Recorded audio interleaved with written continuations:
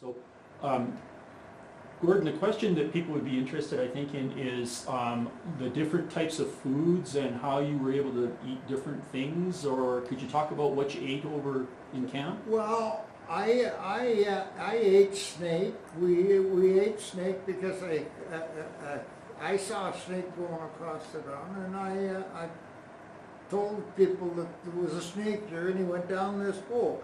They started to dig and couldn't find it.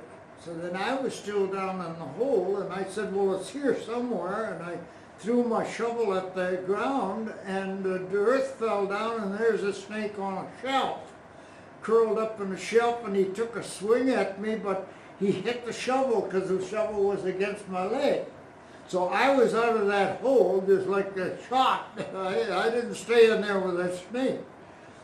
And the guy caught it and killed it, and then he gave me some to eat. I'd ate my rice, and then I ate the snake that he gave me. It was about a 4 or 5 inches long that he gave me off the snake, and it was like a chicken wing. And I ate it, and then I laid back, and I was thinking about that snake crawling across the ground, and I went out and I threw all my rice and the chicken and this snake that I ate, I threw it all up. And it was just that I just saw the snake going along the ground, and I'd never ate a snake before, and it just turned my stomach. And maybe it was because I didn't have nothing else to eat, and it was too much of a shock for my stomach.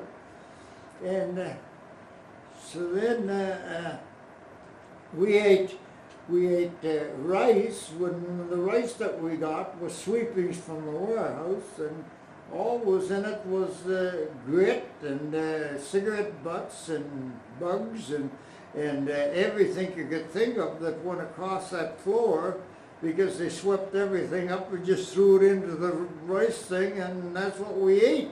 They didn't give us good rice. The good rice was for them, not for us. And we never had no vegetables. They never give us any vegetables, no greens. We just had straight little scoop of rice about so big, and you just that's what you got, and that's what you ate. And you were hungry all the time. In the wintertime you were cold and hungry. In the summertime it wasn't so bad because it was not so cold, but you were still hungry in the summertime as what you was in the wintertime. But you had to have the will to live, and if you didn't have the will to live, you died. And that's all there was to it. You was, if you were young and still had energy in you, you survived it. But if you were older and gave up, if you ever give up, you were gone, because you couldn't give up. You had to have the will to live. And that was it. You would go down going to work, and somebody would say to you, weeds there. I had it yesterday, I ate some of them, and they were very good. They were really sweet tasting. So you would see about 10 guys jump into the ditch and grab some of these weeds. That was what you got. That was your nourishment to get some vitamin, was from those weeds. Because cattle eat weeds, and you figured, well, if the cattle can get nourishment from it, we should get some. So we ate it because we were hungry. Because we were hungry, it helped fill you up, and it also helped to make you survive if you got some vitamins from something. So that's how we survived. The ones that came back, that's how we survived, was by taking what we could to eat. And if you think of it, when you're hungry, they say a hungry man knows no law, and it's true. It's absolutely true that a hungry man will do anything to get some food if he's hungry. And that's the way it is. And so for us, that had no way of going anywhere to get food. We had to eat what we could get our hands on. and eat it. If it was a snake, then we ate it. If it was a dog came into the camp, we ate it too. And anything that came into the camp that was edible, we would eat it, because you were starving, you were getting thinner and thinner, and no vegetables or anything, so you didn't get no nourishment of any kind, except rice has got no nourishment really. It's just starch. So I had a good set of teeth when I went in there, and I came out with them flat on my gums, and they all had to be taken out. I had one abscess in one of my teeth in the prison camp when I was in Shamshapu, and the doctor said that tooth has got to come out or it's going to kill you. And he said, I don't even know if I got a pair of pliers. And he went into his bag and he come out with this rusty pair of pliers. And he cleaned them up, and he had two guys hold me, and he pulled that tooth. He had nothing to put in it to stop the pain. He just said, it's got to come out. And he pulled it. But it sure as hell hurt. Gordon, what about the treatment and the interactions you had with the guards? Do you have any, can you recall any stories or anything regarding any of the guards or particular guards that you remember? To which? The camp guards, the Japanese camp guards in Hong Kong. Did you had an incident, you said, with one of the meaner or tougher Japanese camp guards? Yeah. We had a different guards. I was talking to a fellow one time in Japan. We were talking, and we were talking about different things. This guy and I knew him and had talked to him quite a few times. And two sentries come walking down towards the kitchen, and they were laughing and joking as they were walking along, and we thought, gee, maybe they're talking about one of the guy with me. He said, gee, he says, it must have went on a party last night, the way they sound so happy. So I said, when they got across from us, one of them left, the two of them, one left, and he come over towards me, and he just all of a sudden started to slap me across the face. I still don't know to this day why he slapped me or why he got a big joke out of it. He laughed, and the other guy laughed, and they went on their way. And I said, that was the kind of things that you had to put up with, because the other guy was standing there with a rifle. There was no way you were going to attack him, because you would have been shot right there. They would have had an excuse to shoot you. And I said, another one, I said, I went to get some stuff for the padre I was working for,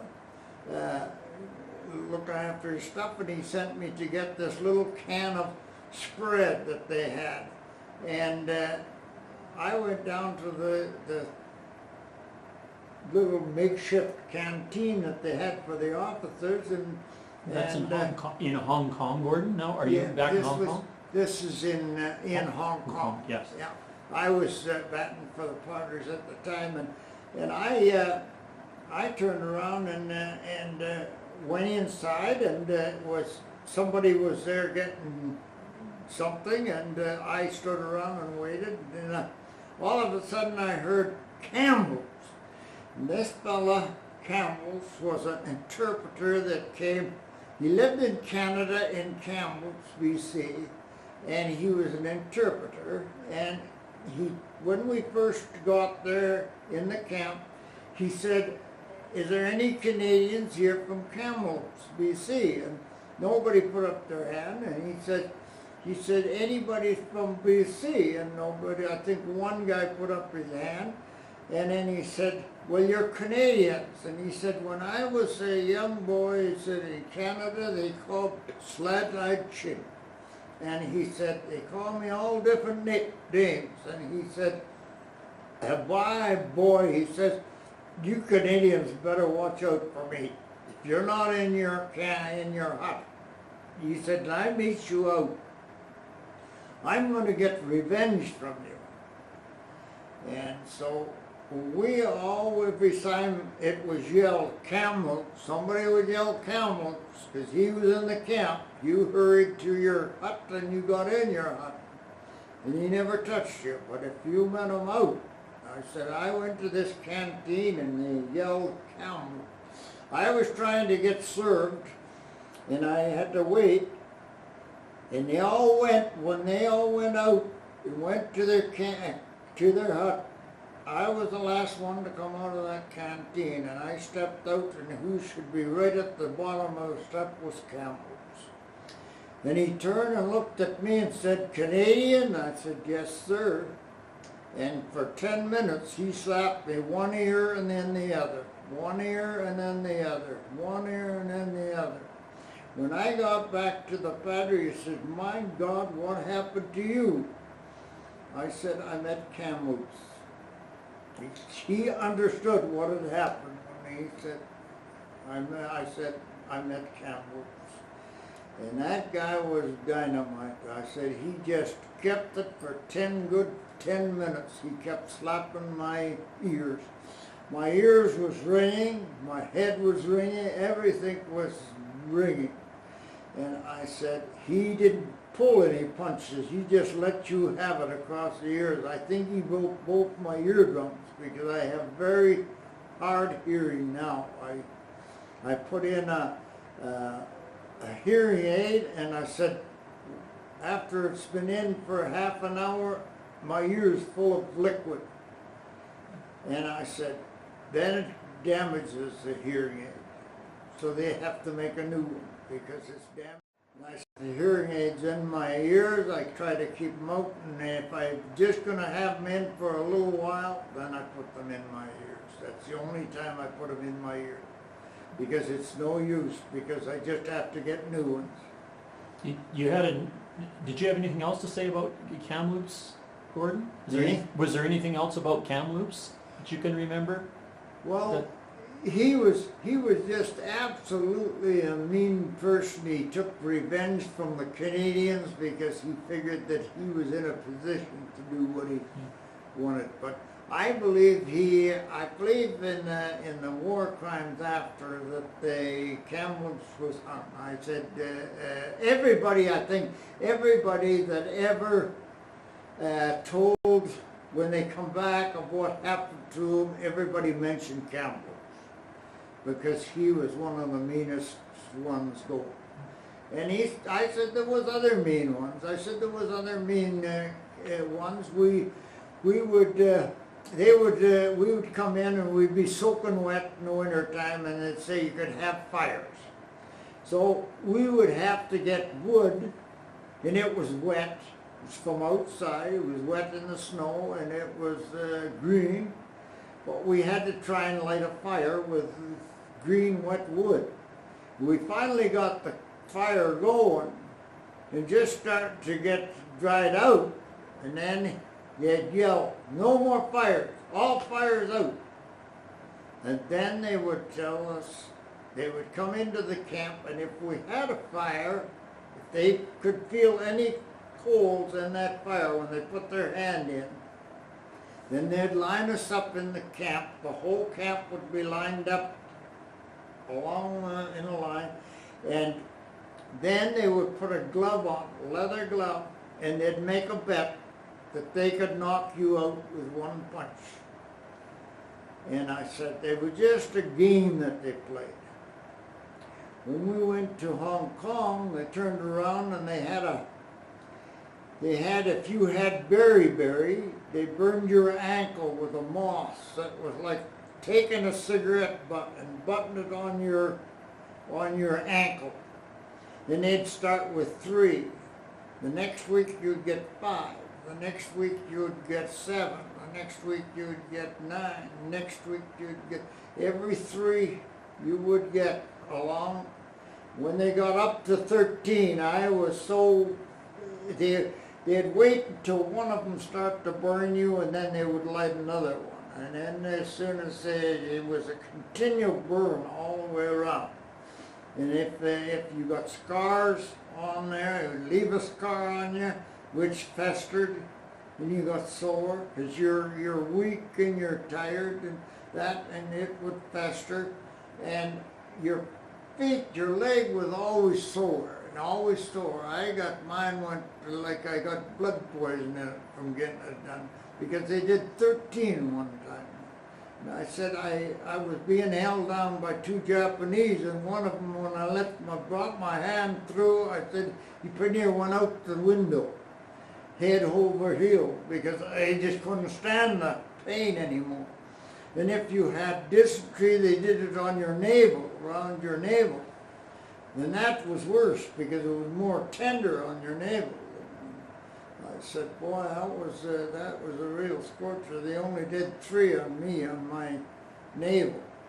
And they said that it was a cure, but it was just a torture. That's all it was, just a torture that they did. They had to think of different things. They'd take us out in the parade square, it'd be raining. And they'd put us on the parade square, and the whole camp would walk in this parade square. And then they'd number you off, and you had to number off in Japanese. And they went, Ichi ni san shi go ratsu shichi hachi ku ju. And then if you come to, that was up to 10. Then you went, Ichi, Ju Ichi, that was 11. And Juni, that was 12. And you just went on over and over and over again. That was the way they number in Japanese. So you had to say your number, and you had to think of what that number was as it come up to you, because you're going from the top and you're down near the bottom. You got to think of what your number is. If you didn't do it, you got slapped. Then when they got down the far end and it's raining, pouring the rain, and they would have one guy near the end of the line, about 3 from the end of the line, and he'd ask you a question. And if you didn't answer the question, you got slapped. If you didn't say your number, you got slapped. So you can't say 2 things at once. So they had you right there and then, but you either had to do one of them, the other one you got slapped for not doing it. And so this went on for maybe 3 hours during the night. Then in the morning, when you're getting all lined up to go to work, you'd be half asleep, because you didn't sleep for 3 hours through the night. You were tired when you went to bed. You maybe slept for an hour, and then they'd put the sirens on, and you'd have to get up and go out in the parade square. And it was always when it was raining that they'd have you out in the parade square. And it was just a torture that they were doing to you. And it was the goon saws that did it. The goon saws was sergeants that was in the war and got wounded. They got wounded and got out of the army and worked in the camps as goon saws at night. They were the ones that was the meanest of the whole works. They would either try to knock you out with one punch and get paid for it, or they would keep you out in the rain. They always thought of something to do every night. And see, if there was an air raid in Tokyo, and we're hundreds of miles away from Tokyo, they would hear about it and have you out in the parade square because there was an air raid in Tokyo. So you were getting punished for the Americans coming to bomb them, because they didn't like the Americans coming to bomb their country, and so they were taking it out on you because you were a prisoner of war. And that was some of the things they did to you. Yeah, the food was so miserable. It was just sweepings, and you got so not very much of it. So you ate it because you were so hungry. Can I ask you to clarify a word, Gordon? You said, I think I heard it right, is it goon saws? You call the meaner soldiers, you had an expression called goon saws? Is that, That's what they said of sergeants. They called them goonsos. that's a Japanese word for like a sergeant. Yeah. I see, okay, Yeah, I understand. That's the Japanese word for goonsos. A lot of words you had to learn in Japanese.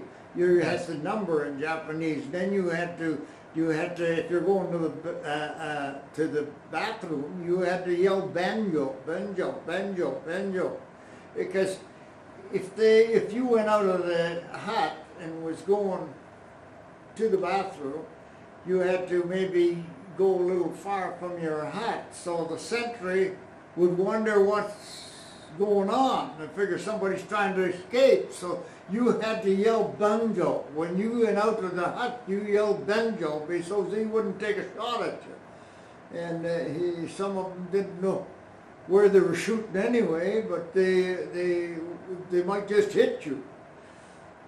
Gordon, you told me a little story. Could you recall the story about where you were snow shoveling and you tried to hit the guard with the snow shovel, with the snow?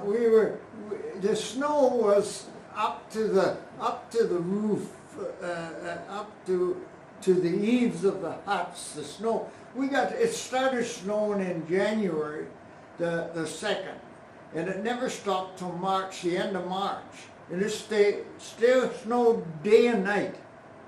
And it snowed, we got so much snow, I never seen so much snow in my life, is what I've seen, and it was a damp, wet snow. And it was, the temperature went down to about 17 degrees, which isn't cold to us. We got 30 and in the 20s, but it was a damp, wet snow. And it was big flakes that come down, and it was steady snow. And we got so much of it that you couldn't go to work because it was too much snow. And so they had us in the camp, and they give us size 13, 14 big hip waders to walk around and pat the snow down to make it harder. Your foot would sink into the snow because it was soft, and it would sink into the snow. And here you'd pull your foot, and your foot would come out because they were so big. Those boots they give you was so big that they were loose on you, and it would pull right out. Your foot would pull right out of it, and the shoe would be in there. Then you'd be walking around with your bare foot. You had no socks. The socks was wore out, so you didn't get no socks.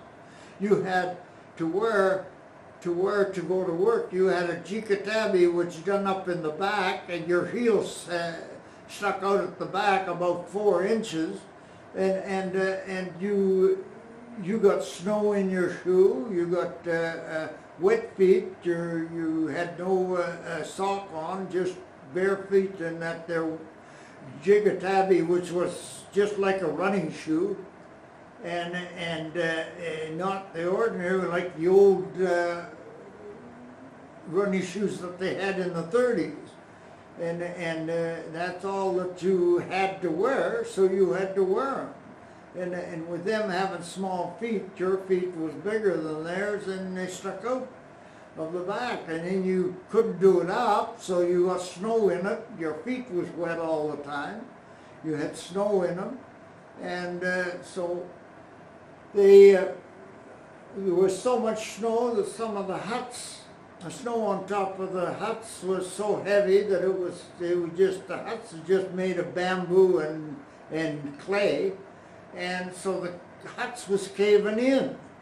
And the roof was caving in, so the Japanese come in to see what was going on, and they were big shots that was around, big officers that had the right, the government, I guess they were from the government, and they were looking around to see what, they were yelling that the huts was caving in, so they come in and said, get up and shovel it off of the roof. So they were shoveling off the roof. I was shoveling down below, shoveling it away from the building as they were shoveling it off the roof.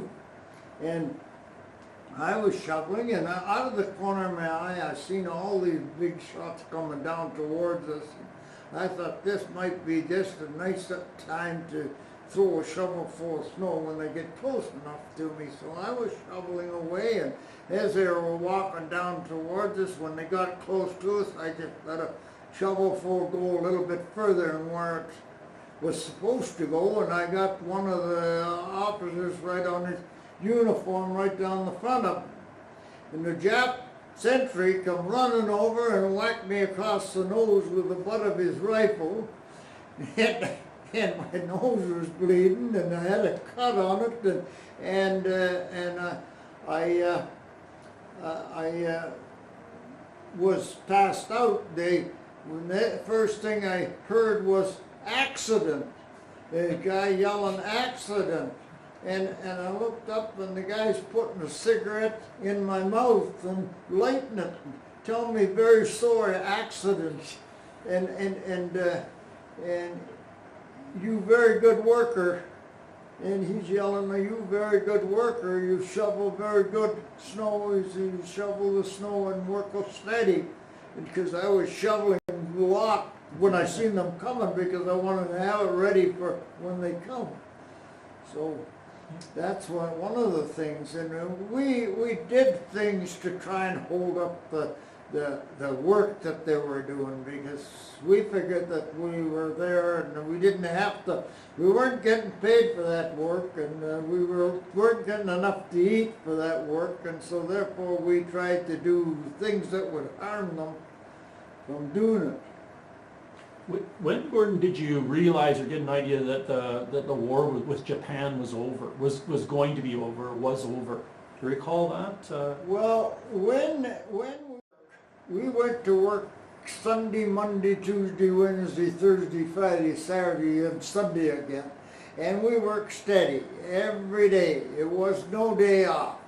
Then all of a sudden, every 3 months you got a day off, which we thought was going to be pretty good, but it wasn't good. It was harder work on that day off than what you worked doing shoveling the coal or the dirt or whatever you shoveled. You had to go about 5 or 6, maybe 10 miles up the hill to get wood to cook your rice with. And what they would do is give you 2 logs that you hung on to, and it went out here and jetted out about this far there, and the same thing on the back. And then you held that, then they piled logs about this long on this one. And you had it going right over your head, and just a place to see through. Then you carried that back to the camp. That was your day off.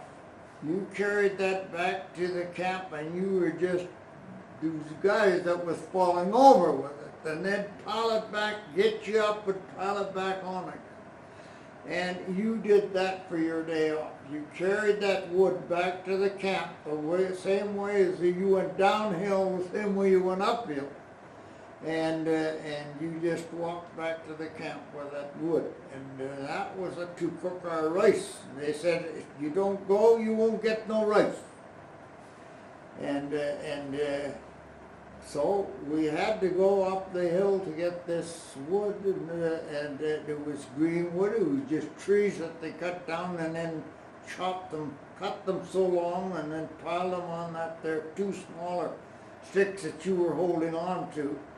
And that's what you had to do on your day off, was walk with that there thing. And that's it. Your shoes was undone. If it was snow, you were slipping and sliding on the snow. And it was wet, so it just slid. You slid on the snow, and it was the same when you took when somebody died, and if you had to take them out to where you had to take them on a boxcar. You were on a boxcar. The train ran to this here town, the little larger town than where we were at the camp. And then there was a hill that you went up to this cremation place where they cremated. And in the town, or in the? Can I just understand, Gordon? Is it in the town they have a cremation site or at the camp? No, not at the camp. Not at the It was, camp, so they're, away it's from on the the, camp. away Yeah. from the camp, but Yeah. not in the town, No, okay? no, it was out, you come to the station, you go off the train, and then the train went back there after, and he said, back of the hills telling you, hurry up, gotta catch train, got trains waiting for you, train waiting for you, hurry up, and you had to take this up, so when we were carrying, had snowed there, and there was snow on it, we had to go up this hill, and it's just a path, so you're slipping and slide trying to carry the coffin, the wooden coffin, just a wooden coffin, and we dropped it a few times, and it opened up, and the body was my friend that died. He was the friend that said that he wasn't going to survive in the camp, Yeah. and they'd put me on it to take him out and have him cremated. So I got tired of this thing, and we put him on just the bottom part, and was trying to pull him up like a sleigh, like a toboggan, and the snow kept building up in the front of the thing, and it was going over, the body was falling off of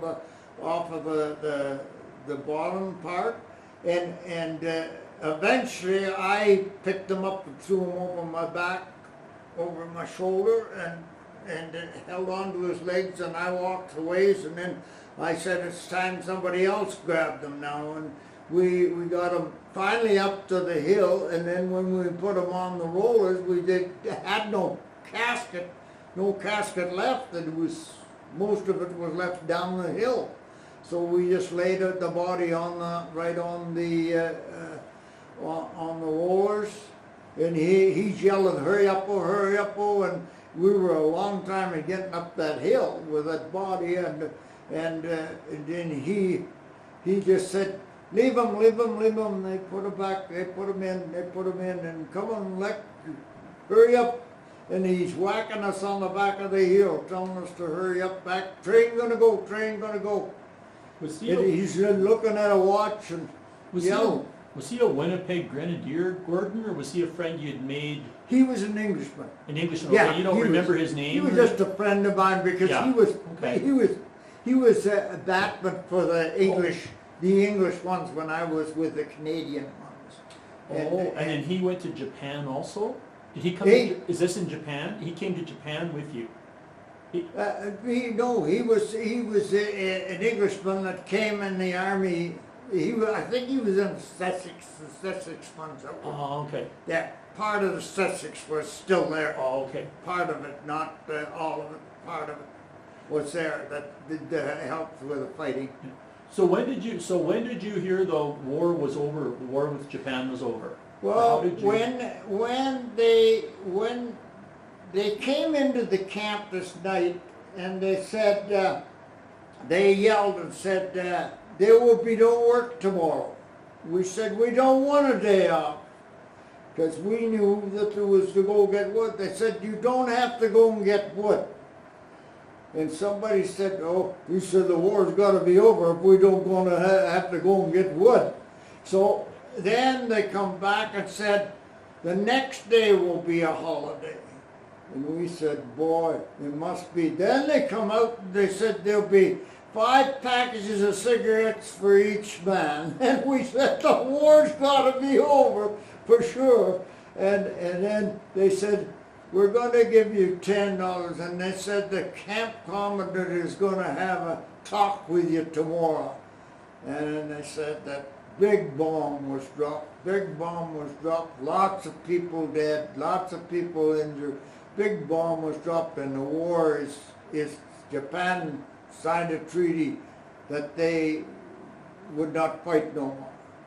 And therefore, we are here now to protect. By this time, all the guards that was bad fled. There was none around. Even some of our own people that was bad at the time fled.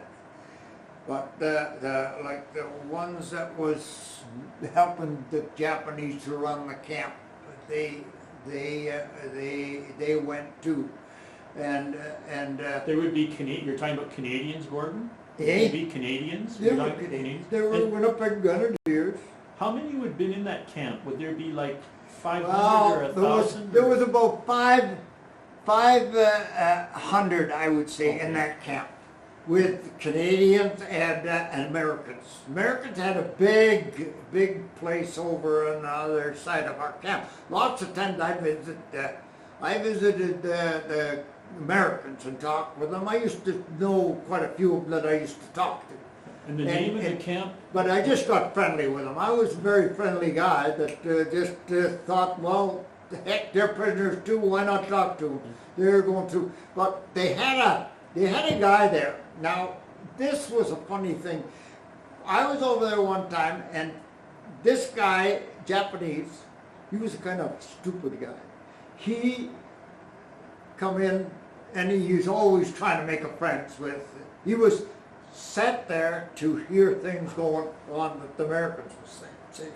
So they talked, they give him a lot of bullshit that wasn't right anyway. And he'd go back and tell them back at Kempsey. So this one time he come in, the guy's playing the mouth organ. Like that. Very nice. He said, you teach me that, play that. He said, we have big party, then I play for all the officers. He says, I go and play mouth organ. And they thought, good idea. So they said, you come every day. Don't say a word to anybody. Don't tell nobody. But you come every day and we'll teach you how to play the mouth organ. So he come every day. And they were telling me that what they were going to do. See, I knew what they were going to do. Sure enough, he'd come every day, and I'd go over just to hear him. Let's see how he was playing the thing. He's playing this mouth organ, and he finally got how to play it. So they taught him how to play the Yanks will come. And he thought that was funny. He played it right to them. They said, oh, you're just playing that one. They'll love it when they hear you. Don't tell nobody until you go and do it. So we went to they had this big party over at the officers' place there, and all the officers from the big shots and that come in. And he played the mouth organ, he played the Yanks were coming. And they, oh, I don't know what they did to him, but he come back and he said, you played trick on me. He said, they beat me. He didn't like what I played. And so then he came into the camp when the war ended.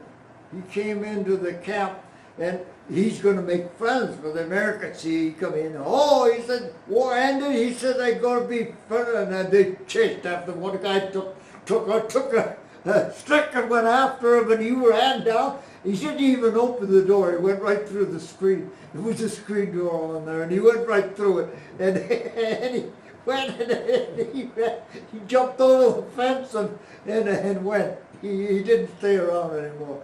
But they were going to kill the guy because they said, you've been telling everybody all the things that you heard, and you were cheating on us. You were just here trying to make friends with us so we'd tell you things. And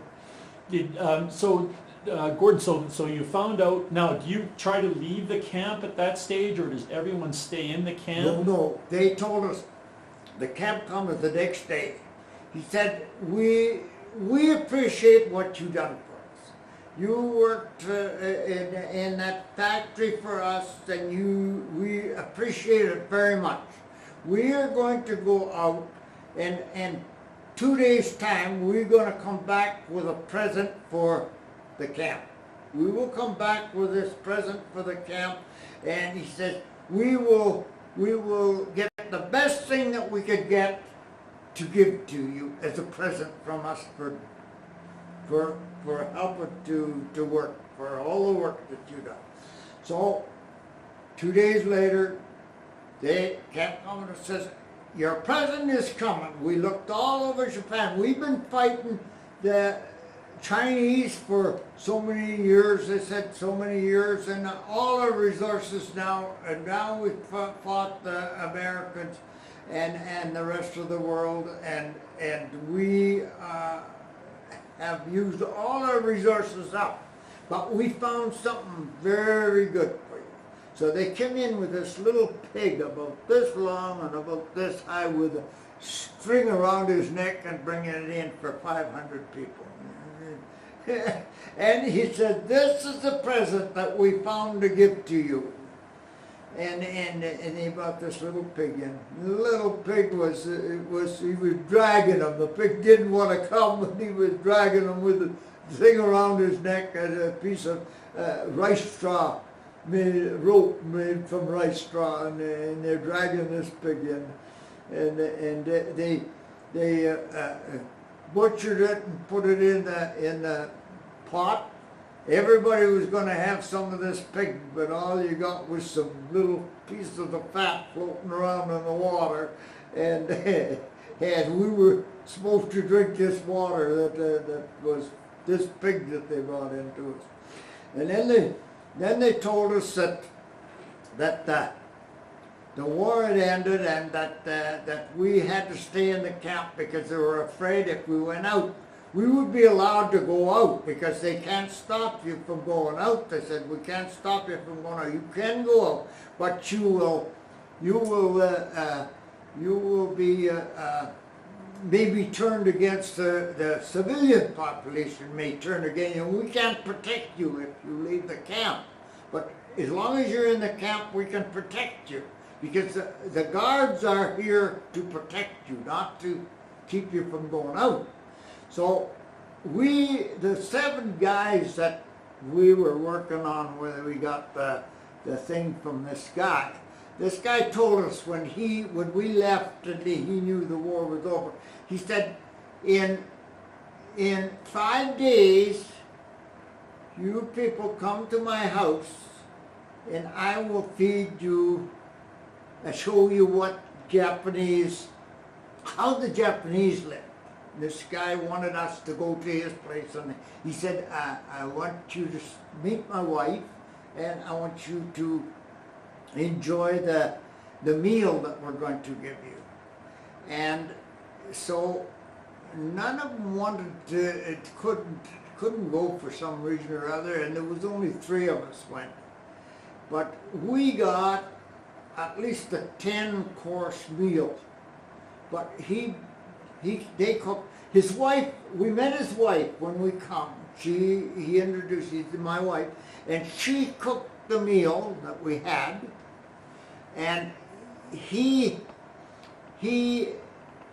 stayed on the tatami. First of all, it was one big room when we got there. It was one big room with a tatami on and a little table that was, about this high. And we had to sit at the table, cross our feet like this, and sit down at the table. And he said, this is the way our room is. It's a big room like that. He said, we can make 10 rooms out of this place. He said, I'm going to show you how we set up the Japanese house is divided.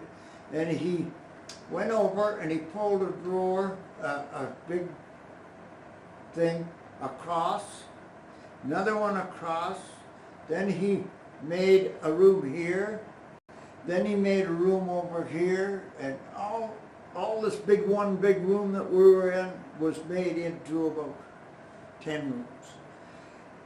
And he said, this is a bedroom for my wife, this is a bedroom for me, this is a bedroom for both of us. He showed us they can have a bedroom for both of us. And he showed us all this, and all the different things, and his wife never come and talked to us or said anything to us. She just brought the food and set it on the tatami. He walked over and picked it up. She made one thing to eat, and he brought over, he explained everything that we were eating in that dish. Then the next one she set on when we finished that one, there was another one set there, and he went over and got it and brought it over. And we sat around this little table, the 3 of us with him, and explained everything. And we had we had chicken, we had curried goat, we had, everything the Chinese or Japanese would make. And it was all his stuff that he had put into it to make it for us. And he said, I wanted to give you, he said, you people were very good workers with me. And he said, I just wanted to show my appreciation of what you done. He said, I didn't want the war. He said, I didn't want the war. He said, I was forced into the war. He said, to do something. But he said, I tried my best that I could do to help you. I know you didn't get very much to eat. I gave you what I could without them knowing that I was doing it. Because he said, if I'd have been caught helping you, I would have been shot. And he said that was their way of things, that we weren't to feed you, or we weren't to give you anything. And we were warned about it. But he said, I did it on the sly. He said, I appreciate that you guys hit it, so as I didn't get caught. And he said, I did my best I could for you when you were working for me. No, that's good. But who were the first Allied soldiers you would have saw, Gordon? Do you remember the first Allied soldiers you would have sought to liberate? Like, did you see? Never seen anything until we got to Tokyo. Oh, so how do you get to Tokyo then? Well, train. We went on the train, but... Bombers came in and dropped food. Huh? Bombers came in and dropped food. Now, right? yeah, there was a thing. Yeah. Now, there was a thing that happened was that the Americans come and dropped us parcels right away, the next day after the war, after we were told the war ended, they dropped Red Cross parcels, hundreds of them down to us. And we went out, I was out to pick up the parcels the first day. And Are these boxes, Gordon, or are they drums? They were on drums. They were in drums coming down with a parachute. Now, I watched this one coming down, and the parachute broke free from him. And here this barrel is coming down, really tumbling over like this.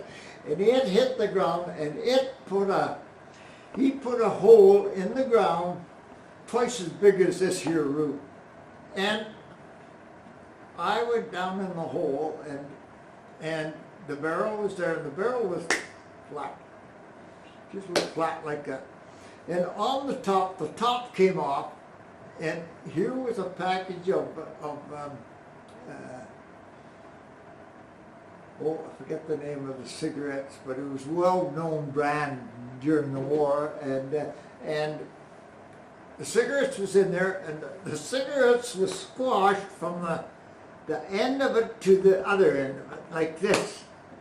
And I pulled the package out, and it was still in the cellophane, and I pulled it out straight like this. One cigarette was broke in that package. One cigarette, the rest was all smokable. Not cracked or anything. And it amazed me.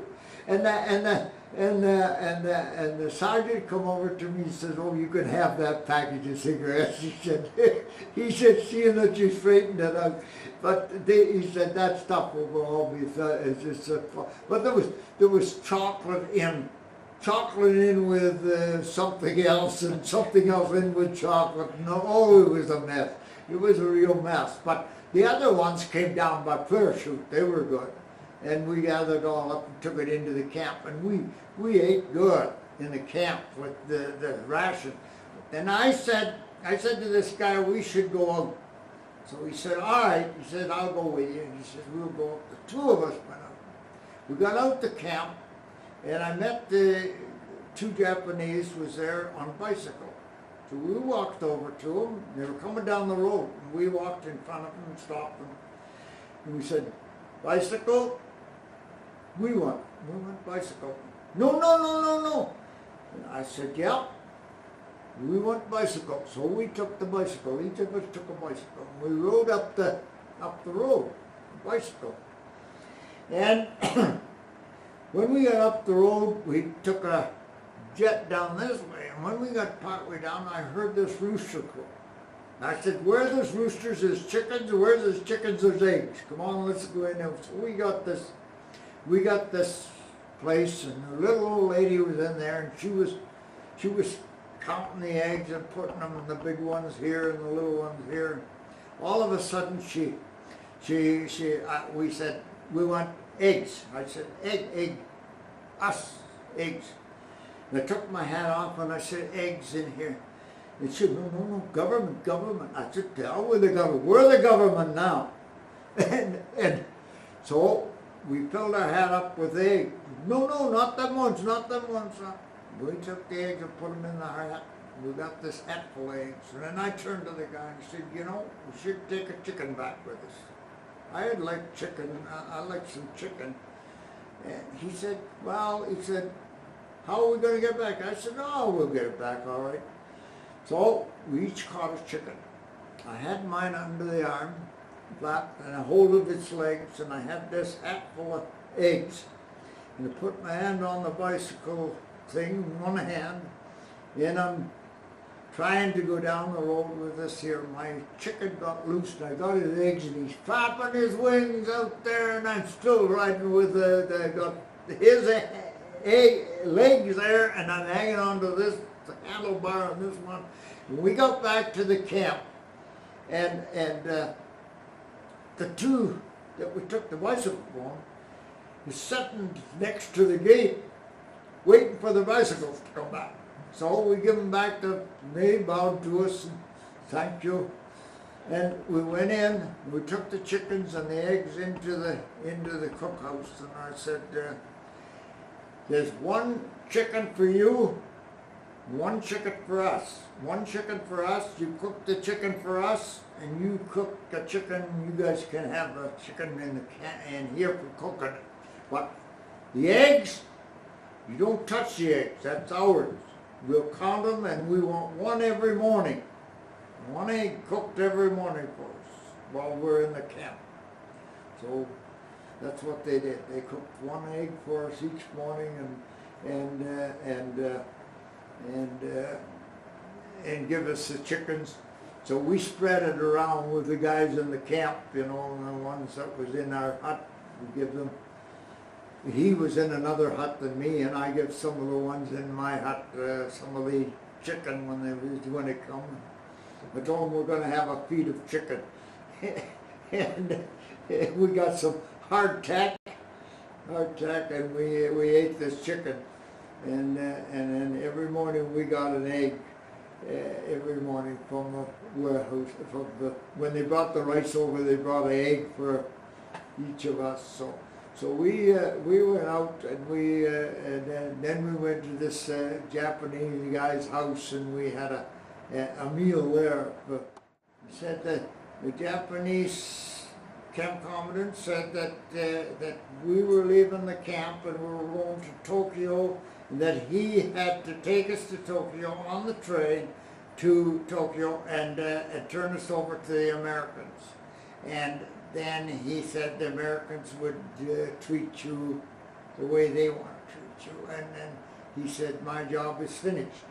He said, so he took us to Tokyo on the train. It took us about three days to get to Tokyo, and on the train, and during the night we traveled night and day, and we got to Tokyo, and we went to the Americans, and they stripped us all down with the clothes we had on, and they disinfected us, and they poured powder on us and everything else, disinfectant powder, and then they took us and gave us a uniform of the Navy, and took us out to the U.S. Indiana and put us on the ship. And as we walked up the gangplank to the ship, each sailor one prisoner was turned over to a sailor, and he was in charge of you and took you and did whatever you wanted to do on the ship, took you around, showed you the ship, and he also said, what would you like more than anything? And I said, a dish of ice cream. And he said, he said, okay, come with me. And he said, we went down to the canteen, and in the canteen he said, this is a prisoner of war, he wants some ice cream. And the guy filled a plate, he got a big plate, he filled it up with ice cream, and he said, there you go. And I took the spoon and I got some, put it up to my mouth, and my stomach started to roll, and I put it back on the dish, and I said, I couldn't even touch it. I said, it was just too much. It looked too big for my stomach, and I just couldn't handle it. I got sick. And so then we left, and when they fed us that night, there was steaks. They fed us steak. Instead of giving us one small little piece of steak, they give us two big ones on the plate. And when we looked at it, we just looked at it and couldn't eat it because it was just too much for our stomach to stand all that stuff that they were trying to put in our stomach. And we just couldn't eat it. It just wasn't right for us to get that much food all at once. And Can you tell about what you weighed, Gordon? Like, what can you describe how much you weighed? I went in when I went in Japan. I weighed 185 pounds when I went over to Japan. And when I got weighed in Tokyo, when they give us our medical there, I weighed 78 pounds. And that was my weight for what I had lost in the camp. And I said, that's because we didn't get any vegetables or anything to eat. And our weight was very low. And all of us didn't. We were just skin and bones, that's all. And you said you were 185 pounds when you went to Hong Kong?